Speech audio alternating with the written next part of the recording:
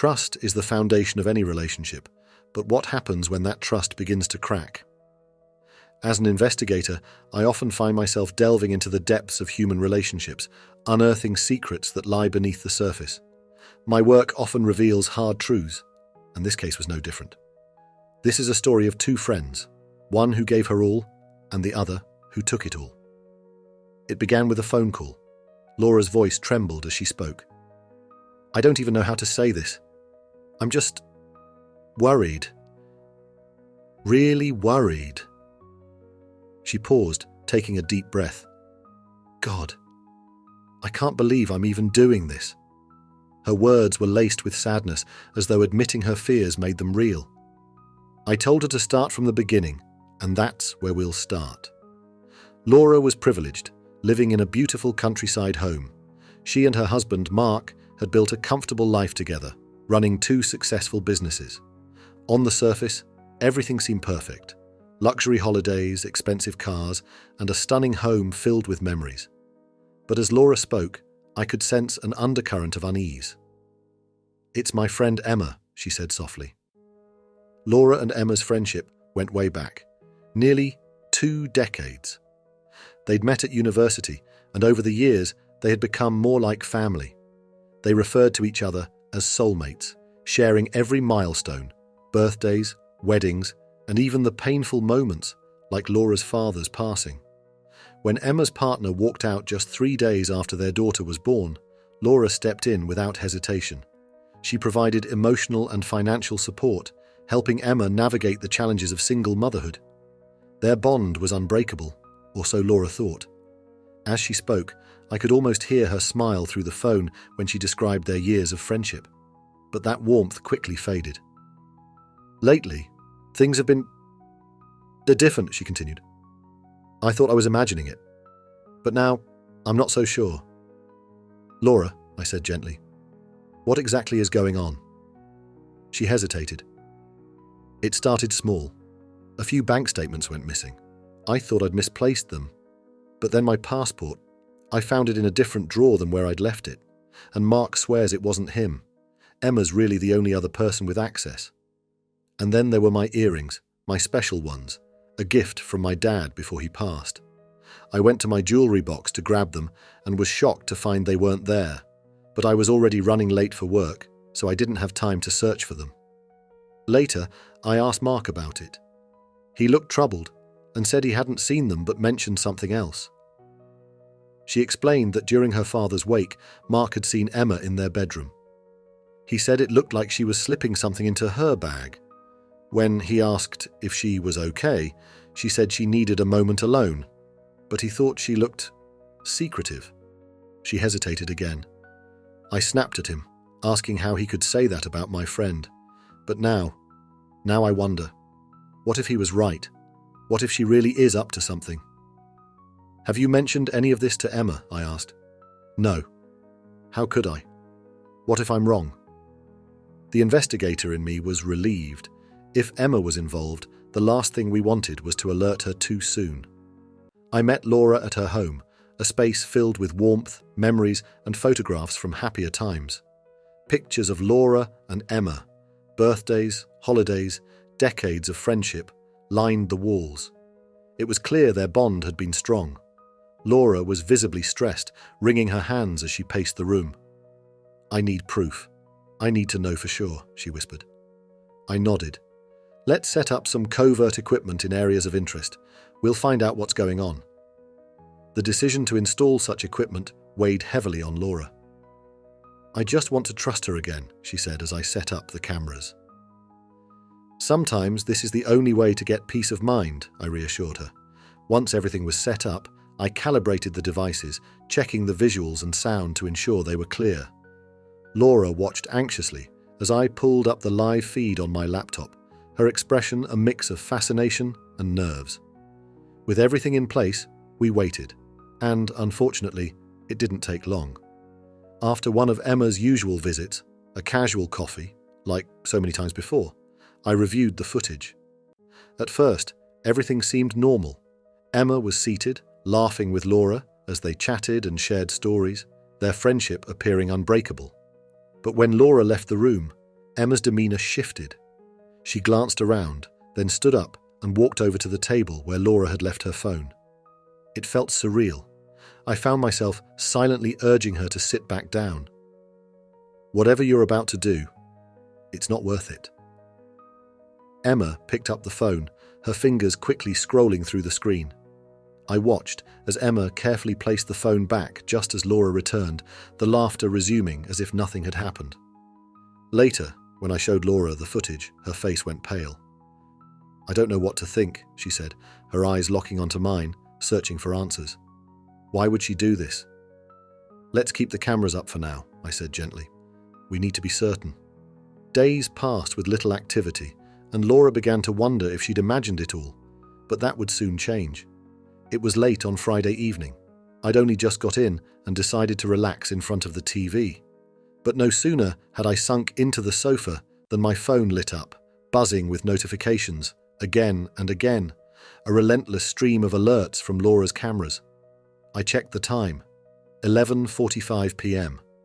A cold wave of dread washed over me as I remembered Laura mentioning they were away for the weekend. I called her. No answer. I called again, the silence on the other end tightening around my chest. Desperation clawed at me as I left message after message. I never check internal cameras without permission, but something was wrong. I pulled up the driveway feed. 2 cars were parked, neither of them belonging to Mark or Laura. My heart pounded as I stared at the screen. Finally, Laura called me back. "Charlotte, that's not us in the house," she cried. "Who's in my house?" I pulled up the live footage. On my screen, 3 men prowling through her home like ghosts. Scarves concealed their faces, and their baseball caps sat low, hiding their identities. They moved with chilling precision, slipping through the living room and into the kitchen. "Tell Mark to call the police. Now," I said. Just a quick reminder. If you're enjoying the story so far, don't forget to like, subscribe, and hit the bell notification. It costs nothing, but it really helps us out and shows that you're enjoying the content. Your support keeps us going, so thanks for listening. And now, back to the story. Even as I spoke, my eyes stayed glued to the screen. The men moved with chilling precision, gliding through the house like they owned it.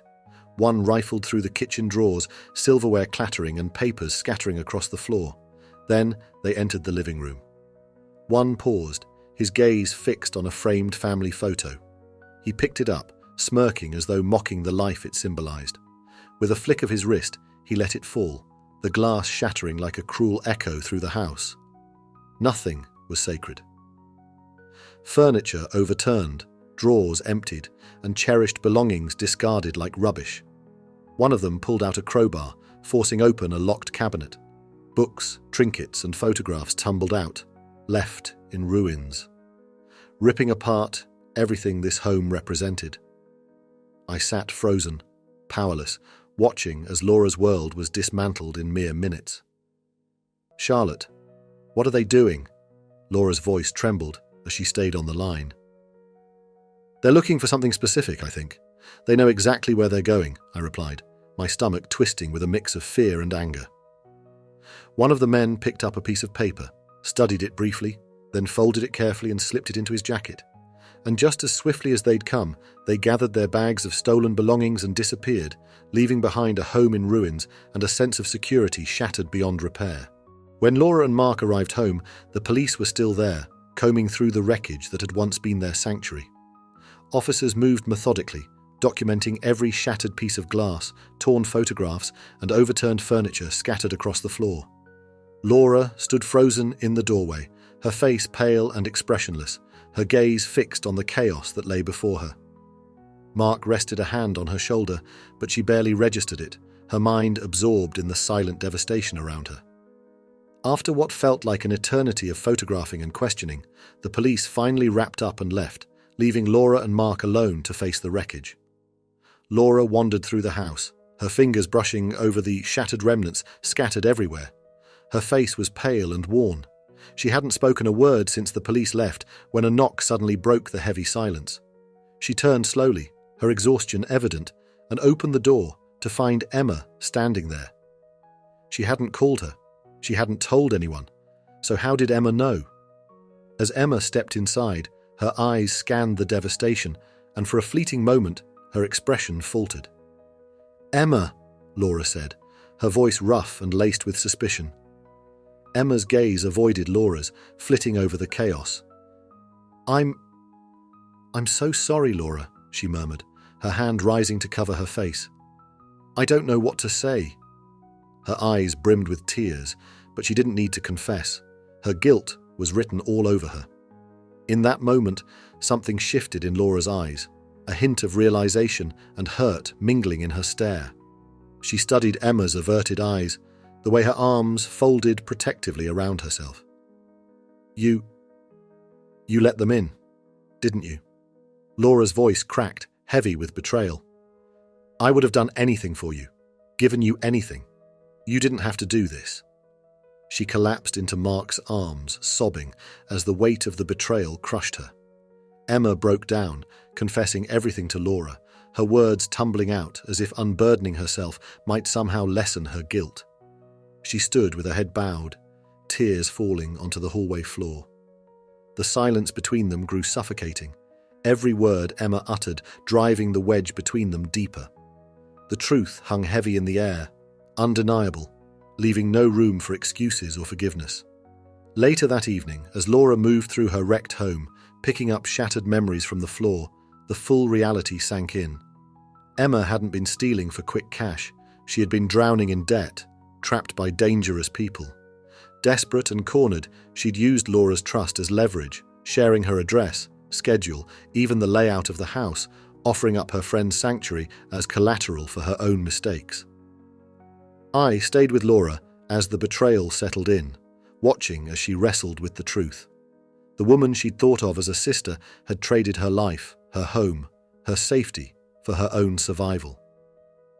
"She didn't need to do this," Laura murmured, her voice hollow. A lump formed in my throat as I recognized that familiar sting of betrayal and the devastation it leaves in its wake. I transferred the footage to Laura. Although she never told the police, she knew the truth. After all, Emma still had her daughter to care for. But Emma lost something far more valuable that day. She lost Laura's trust, a bond that no amount of remorse could ever repair. In the end, Laura was left with the shards of a broken friendship and a newfound resilience.